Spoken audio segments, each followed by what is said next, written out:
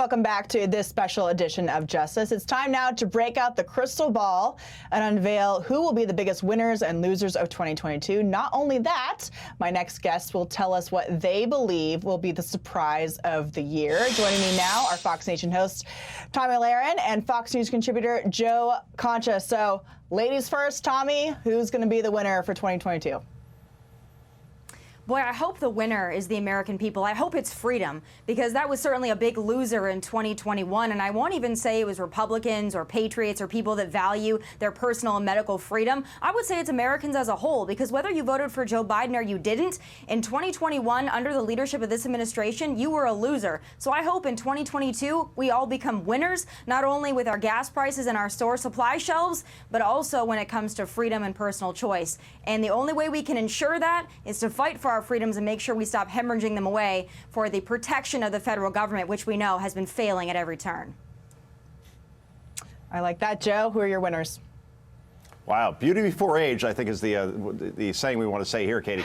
Look, common sense is my winner, all right, for this year. Because remember what we endured during this past craptastic year. A president trying to convince us that spending trillions of additional dollars via Build Back Better actually costs, whispers, yellow $0 looks down, right? So look, that kind of spending would lower inflation and reduce the deficit. That argument will go down as the worst con job we've heard since, tobacco executives trying to tell us that smoking wasn't addictive. But in 2022, we're going to see more parents, for instance, reject the likes of critical race theory, as we saw in Virginia. We're going to see refunding the police, not defunding the police. We're going to see Nancy Pelosi retired for good as House Speaker. Her legacy probably in tatters, because Americans will reject her party's attempts to expand government into every aspect of American life.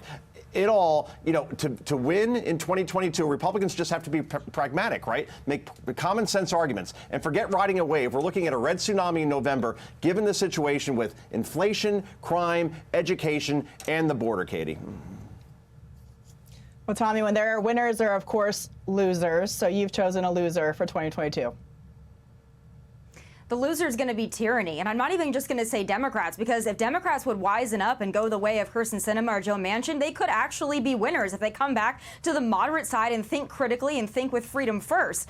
But I think tyranny is going to be the loser. I think after 2 years of doing the same thing over and over again and it not solving the COVID problem, which our president has admitted there is no federal solution, I think tyranny is going to lose. And I hope that the winners are the American people, because when tyranny loses, the American people win. But like I said before, it is up to us. It's not just Republicans. It's up to Republicans to vote in America First candidates, but it's up to all of us to reject that tyranny and understand that the government's not protecting us, and we have to learn to protect ourselves. And we can only do that through individual rights and freedom.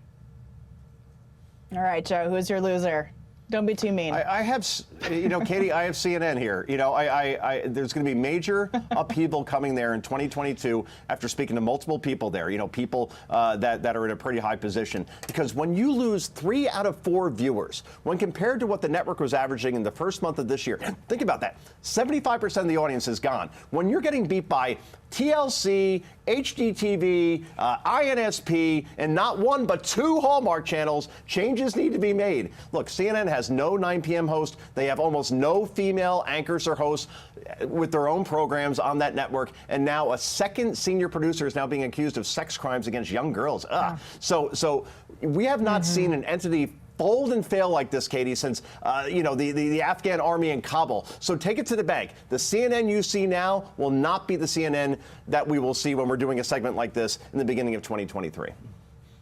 All right, I'm taking it to the bank and I'm writing it down, and I'll come back to you in a year from now, Joe, and we'll see if you're right. Thank you, Katie. Tomi, not everybody likes surprises, but we like surprises on this show. So what do you think is going to be a big surprise this year? I think the biggest surprise is you're going to see so many Democrats, so many formerly woke liberals come on over to the right side of history and start making better decisions. I think wokeism is dead. I think Democrats are starting to realize that. They spend months and months lying to themselves that this president was both effective and coherent. I think they're starting to realize that he's not. And I think the biggest surprise is you're going to see so many of those former Trumpocrats come on back, and they're going to vote with their pocketbook, and they're going to have to vote red to do it. That would certainly be a big surprise. I think that's a lot of faith you have going on with the Democrats changing their behavior, I guess. Joe, what do you think is going to happen? Okay, so Republicans take back the House, right? That's no surprise. It's a guarantee, as we spoke about before. But here's the surprise, okay? The GOP names Donald Trump Speaker of the House. Remember, you don't have to be an elected official. Oh. Anybody can be it. I can, you can, Trump can. All right, stick with me here, okay? He accepts the job just so he can sit behind Joe Biden during the State of the Union and make Trumpian faces when the president tries to take credit for something, or pushes some sort of like AOC-like policy, right? Trump then, as House Speaker, launches impeachment proceedings against the president and vice president. Somehow those succeed, which means the Speaker of the House, him, is now president. And yes, I am, 100% kidding about this. Kind of. Well, maybe. I don't know. It's Trump. It could happen. I hope you're right. The faces behind the State of the Union would just be hilarious. Memes for days. Joe and Tommy, thank you so much. Happy New Year. Hey, Sean Hannity here. Hey, click here to subscribe to Fox News YouTube page and catch our hottest interviews and most compelling analysis. You will not get it anywhere else.